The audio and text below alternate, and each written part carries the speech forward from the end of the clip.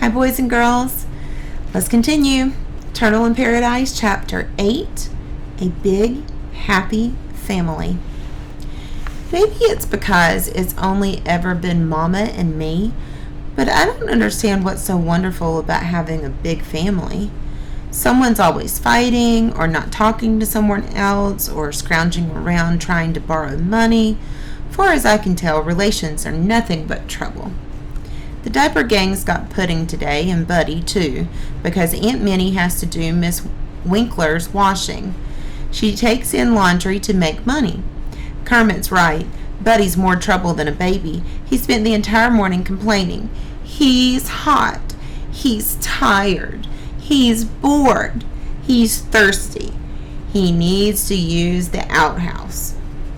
Now he's hungry. I'm so hungry I can't think, Buddy whines. You can't think 'cause you ain't got any brains, Buddy, Bean says. I got a headache 'cause I ain't got no food in my belly, Buddy whines. Come on, let's go to my house, Porkchop says. Mrs. Saldano makes the best bollos on Ash Street, Kermit tells me. He pronounces it bollos. You better not let my mommy hear you say that, Porkchop says. She thinks she makes the best bollos of all Key West. A sign that says Saldano's announces the little lunch counter that's set under the porch in front of a house. There's a man eating a sandwich on a stool. You must be Turtle, a round-cheeked woman bustling over the counter says with a warm smile. I've heard a lot about you. All bad, Porkchop says. I hope you children are hungry because I need someone to try my latest batch of bollos, Miss Saldano says. I'm starving, Buddy cries. Mrs. Saldano places a plate of fried balls of dough in front of us, and the boys grab them as fast as they can. I pick one up, and I take a bite. It's tasty. All garlicky and spicy. What's in them, I ask. Black-eyed peas, garlic, pepper, and a few other secret things, Miss Saldano says. These sure are swell, Mrs. Saldano, Buddy says, licking his fingers, but I think I might need to try some more to see if I like them better than the last bunch you made. You said that every time, Buddy, she laughs. Say, you win last week, Mrs. Saldano? Kermit asked. I'll win this week. I picked good numbers, she says. Win what? I ask. The bolita, Mrs. Saldano says. Cuban lottery, Porkchop tells me. You'll still make us bollos when you're rich, won't you, Mrs. Saldano? Buddy asks. Of course, Buddy, she says. Mrs. Saldano makes us lunch, toasted ham and pickle sandwiches on Cuban bread and something called flan for dessert. The flan is delicious and creamy. When we're done, she hands a bowl of flan to Porkchop. Take this over to Nana Philly, she says. Mommy, he complains, but she just orders, go, and turns to a new customer. We walk down Francis Street, stopping in front of a house that looks abandoned. The windows have shutters that have been nailed down with boards. What are we doing here, I ask.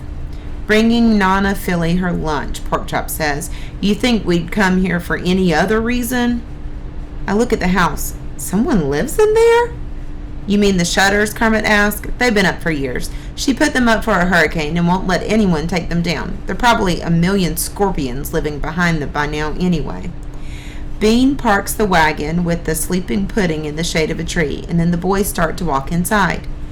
You just gonna leave him? I ask. What if somebody takes him? Bean scoffs. Who would want him? I'm not going in there, Buddy announces. You can't make me. Oh, Buddy, Bean says, she can't hurt you now. I don't care, he insists, his chin jutting out. I ain't going in. Suit yourself, Bean says, and walks in the front door, not bothering to even knock. He calls out, Miss B, you here? No one answers back. I follow the boys into a dark parlor. It's surprisingly cool with little bits of light flittering through the shuttered windows. Most of the parlor is taken up by a hulking piano that looks like it's crumbling in place. Termites, Kermit says, catching my look. That piano is crawling with them, and I swear this house is just going to collapse around her one of these days. You can hope, Porkchop says. Why doesn't she just get rid of the piano, I ask. Her daddy was a wrecker, and he saved it from a sinking ship. Wrecker? You mean he's the one that broke that piano, I ask. You don't know anything, do you, Porkchop says. That's Nana Philly's daddy, Kermit says, and points to an oil painting of a cranky-looking old man. Most old people are cranky. Not that I blame them. How can you be happy when you know you're going to be dead soon?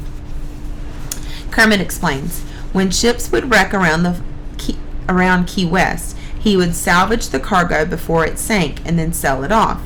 Furniture, liquor, silk, jewelry, you name it. He was one of the richest men in Key West. What's Buddy so scared of? I ask as we file down a narrow hallway. Her, Porkchop whispers, looking in the door of a small bedroom. A tiny, frail-looking old lady is sitting on a rocking chair reading a fashion magazine. She could probably use some fashion advice considering what she's wearing. A long, white cotton nightgown with a dressing gown over it, black stockings, and a red hat that makes her eyes poke out like a little mole peeking out into the world.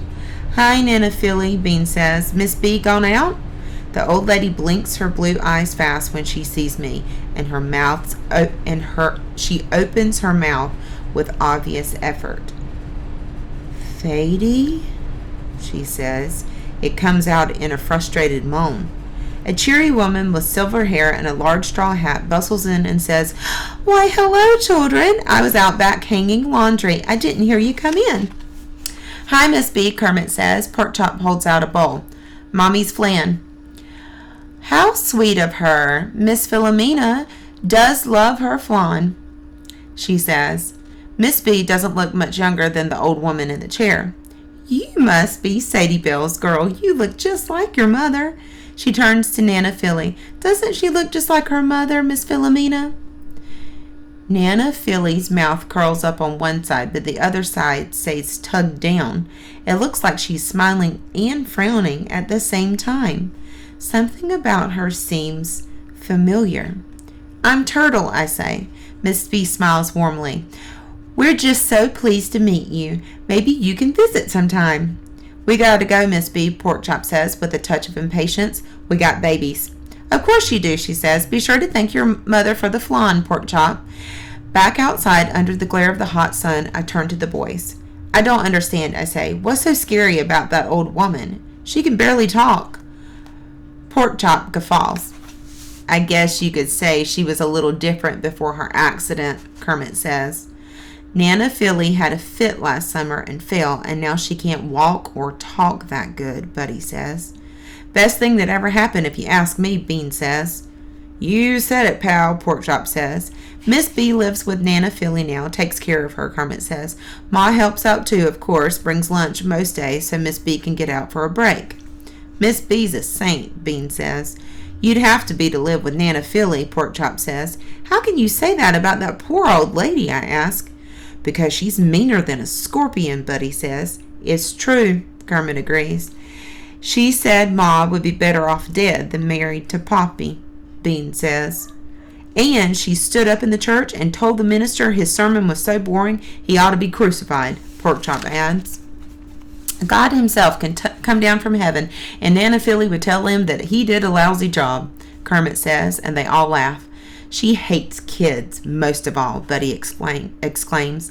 She washed my mouth out with soap. Mine too, Kermit admits. And mine, Porkchop adds. Beans nods. That's a lot of soap, I say. Old Nana Philly, Kermit says almost wistfully.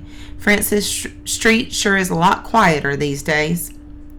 How can you talk about someone's grandmother like this? I ask.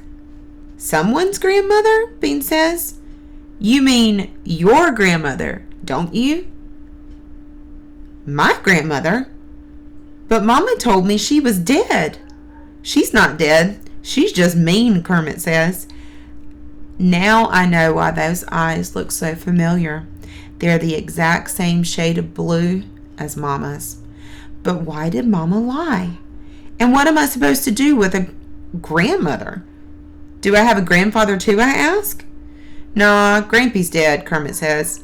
Died right around the time Buddy was born. Wasn't my fault, Buddy exclaims. I was just a baby. I can't believe I have a grandmother, I say. Believe it, Porkchop says. Welcome to the family, Bean says, smirking.